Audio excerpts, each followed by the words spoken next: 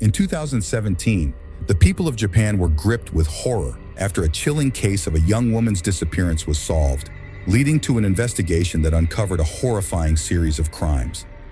This grim story unfolded in the city of Yokohama, the capital of Kanagawa Prefecture, Japan. The central figure of this tragic narrative was 20-year-old Tamura Aiko from the city of Hachioji. Her family, consisting of her parents and older brother, was turned to despair by her sudden disappearance. Tamura was quiet and withdrawn. She dropped out of high school and, after her parents divorced, lived with her mother. In May 2017, a woman died due to illness, which was a devastating blow to Tamura and led to mental health issues. She was diagnosed with schizophrenia, and her condition deteriorated to the point where she required treatment at a mental health facility. Despite the physical distance, Tamura's brother supported her through social media with words of comfort and hope. Things seemed to be getting better, but in October 2017, the girl disappeared without a trace during a desperate search. Her brother uncovered a chain of crimes that shook all of Japan. The fate of Tamura and other victims left no one indifferent. The case is considered one of the most heinous in the country. Let's move forward to October 23, 2017. It was a Monday marked by silence, as there was no word from Tamura for the third day in a row, much to the dismay of her elder brother. He was concerned about her fragile health and tendency to make impulsive decisions, so he decided to scour her social media for any hint of her whereabouts. The post, which was written on September 20th, sent chills down the man's spine. It was an obsession to find a comrade to die together. Tamura wrote, "I want to die, but not alone. If you want to join me, email me. I'm willing to meet in Tokyo. Do you have a car?" Among several responses, one was particularly disturbing. "Use illegal substances or alcohol to dull the fear. My apartment is available for that." Tamura's reply, sent 21 days later, was full of despair. "We can do it today. I only have 1,000 yen. We can do without tools. Where are you located? Are you a man or a woman?" This dialogue alarmed Tamura's brother, who feared an ominous encounter. In an attempt to find her, he posted a missing persons notice on her account, describing the mysterious man and asking for the public's help. After a day of fruitless searching, the man contacted police. Officers immediately began an investigation, which quickly led to a crucial lead.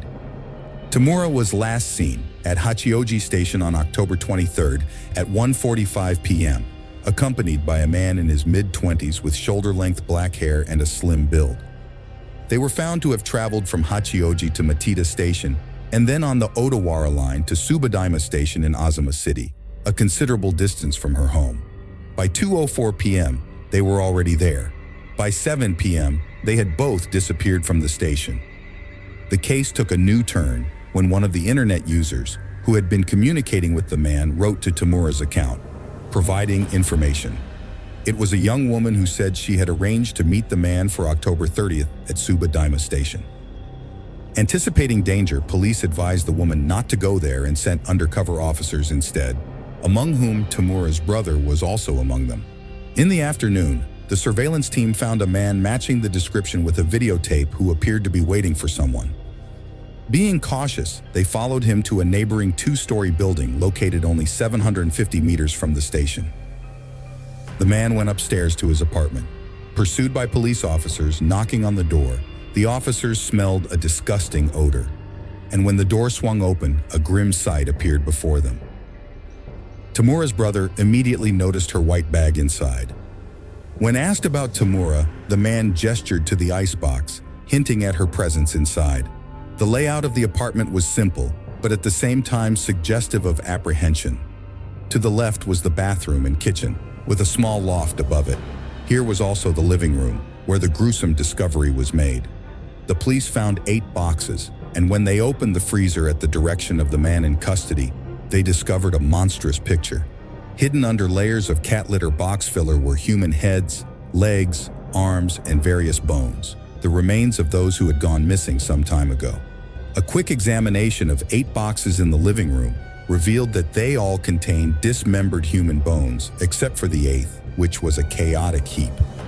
The man was immediately apprehended, and a large number of police officers arrived on the scene and began an official investigation. In addition, toxic substances were found in one of the boxes. The other 7 boxes contained 9 human heads and 240 bone fragments, emitting an unbearable odor of decomposition. Police also found saws, scissors, rope, and a number of other healing tools, as well as several pairs of shoes and leather purses, all soaked in blood. In the blood-drenched bathroom, forensic examination determined that among the 9 victims, 1 was male, and all had been dismembered, and their causes of death have yet to be determined. The most recent death was less than 2 weeks earlier, and the oldest was about 3 months ago. As the news spread, a whole crowd, including many journalists, gathered to the site, and police were forced to cover the scene with a blue tarp. Neighbors interviewed by officers reported that there were no unusual sounds unrelated to the proximity of the railroad. However, many local residents had noted an unpleasant odor since a man had taken up residence on the 2nd floor of the building. On November 9, 2017, 16 days after the incident, police identified 9 victims through DNA matches. They included Miura Mizuki, a 21-year-old office worker from Atsugi, Kanagawa Prefecture, a 15-year-old Hong Ishihara High School student, and others ranging in age from 17 to 26, many of whom suffered from mental illness. The case shocked the Japanese community, raising questions about how the perpetrator managed to commit 9 consecutive murders in a matter of months. The identity of the suspect was subsequently revealed. Takahira Seraishi, born in October 1990 in Zama City, became the central figure in a series of chilling crimes. He was 27 years old, unemployed, and living only about 3 kilometers from his family home in Zama City. His life's journey was littered with complexities and grim events. Takahira's family consisted of his parents and younger sister, living seemingly ordinary lives. His father worked as an auto parts salesman, and his mother was a housewife. However, beneath this outward appearance, Takahira hid a deep-seated self-centeredness and disregard for the emotions of others. His childhood was marked by aloofness. In elementary and middle school, he was withdrawn, barely visible even in graduation photos. A rift in the family, culminating in his parents' divorce, led to Takahira choosing to live with his father. During this period, he increasingly left school, taking part-time jobs to gain independence. It was during this time that he made an unsuccessful attempt to end his life using burning charcoal, along with others with similar intentions. After graduating from high school, Takahira took a job at a supermarket, where he was characterized as a hard worker and very responsible. He later moved to an electronics manufacturing company. At the same time, he plunged into the dark world of pimping and became involved with dubious individuals. In August 2012, at the age of 22, Takahira went to Tokyo's infamous Kabukicho district, an adult entertainment center.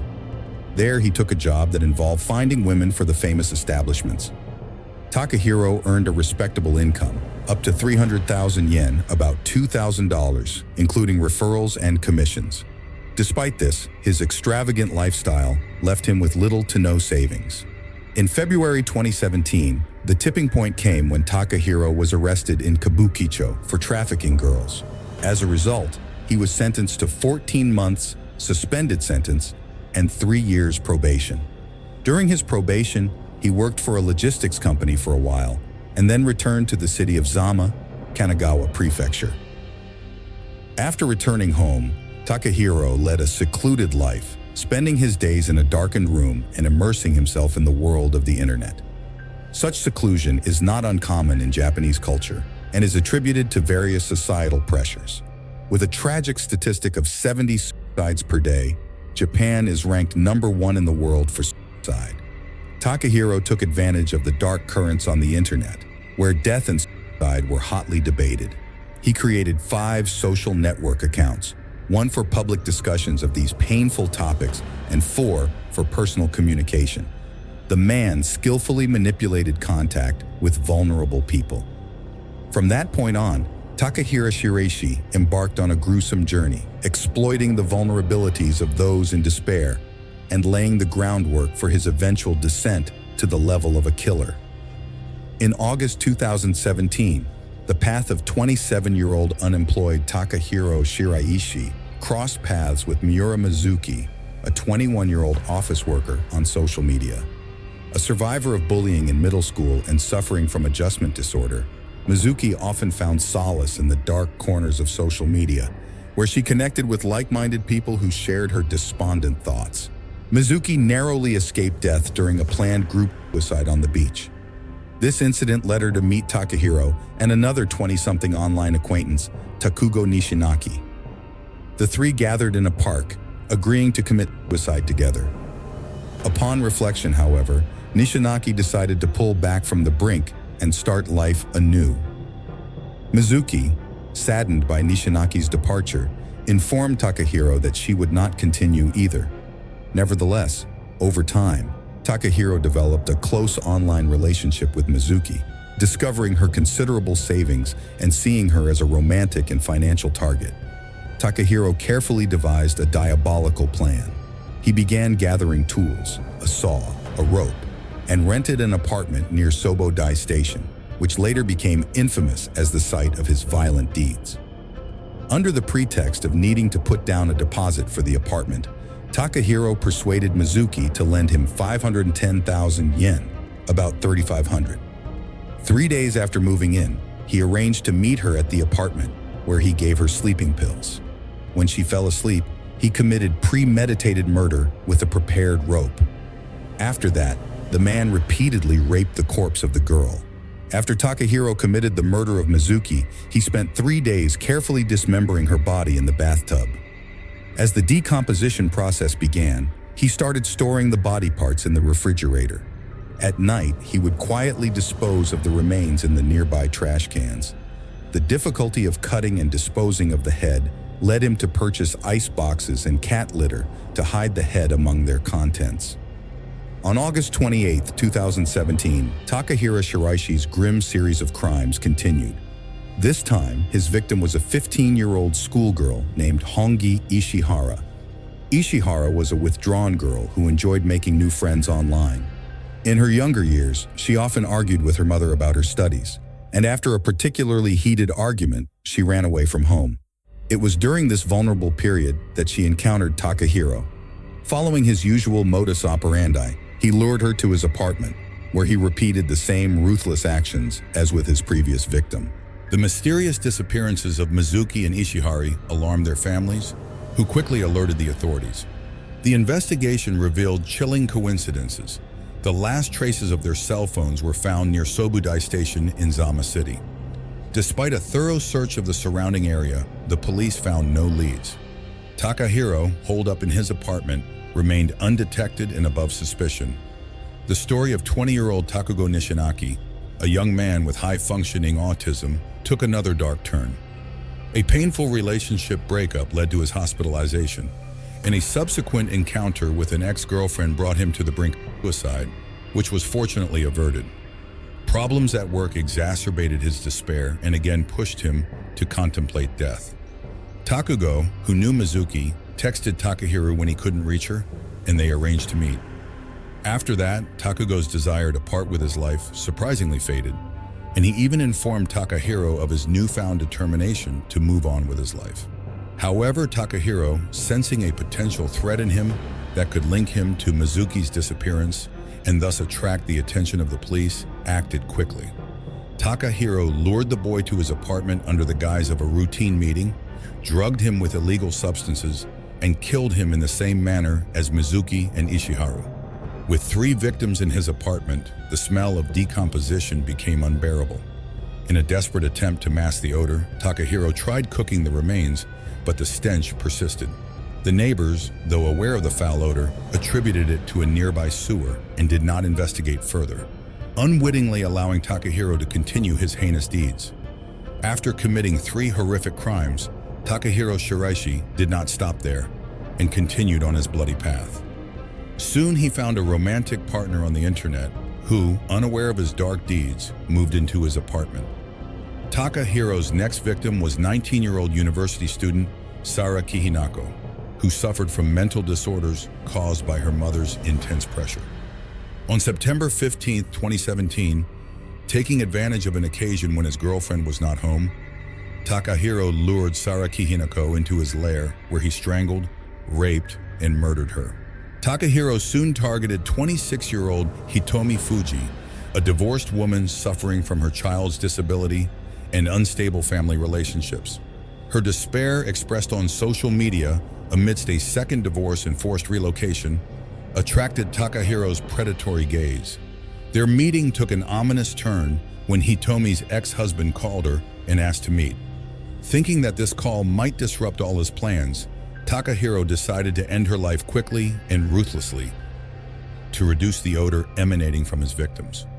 The man invented an ingenious ventilation system for the apartment. His ruthless attacks claimed 4 more lives, and in total he killed 9 people. The 9th box at the crime scene, ominously empty, was intended for the 10th victim, but timely police intervention prevented further tragedy. The complexity of the case and the need to carefully gather evidence delayed the start of the trial. Finally, on September 30th, 2020, the hearing began in a Tokyo court, at which Takahiro stated, "I regret killing some of my victims with whom I spent a lot of time, and I want to apologize to those families. But as for the others, I really have no deep regrets. The only thing I regret is that I failed when I was caught." The man then confessed to the murder and dismemberment of 9 people. Takahiro claimed that his motive was intimacy. He wanted to exploit the vulnerable state of his victims to manipulate and abuse them, fulfilling his fantasies and not worrying that they would reject his advances. His defense attorney asked for grounds for leniency because of alleged mental health issues. However, the court found no grounds for leniency and sentenced Takahiro Shiraishi to death on December 15, 2000. After the verdict, the man's lawyers filed an appeal, but 3 days later Takahiro withdrew it. He explained this by saying that he did not want to cause unnecessary trouble to his relatives by prolonging the trial. He also stated that all the allegations against him are true and he doesn't want to appeal the decision. The Japanese branch behind the social network has since urgently revised its rules, banning content related to suicide and self-harm and ensuring that any violations are promptly removed. This horrific case underscores the sanctity of life and the importance of resilience in the face of despair. It reminds us to seek help and support in life's most difficult moments, because circumstances can change. If you like this video, don't forget to like and subscribe to the channel so you don't miss new videos. Your support is very important to us. Thanks for watching.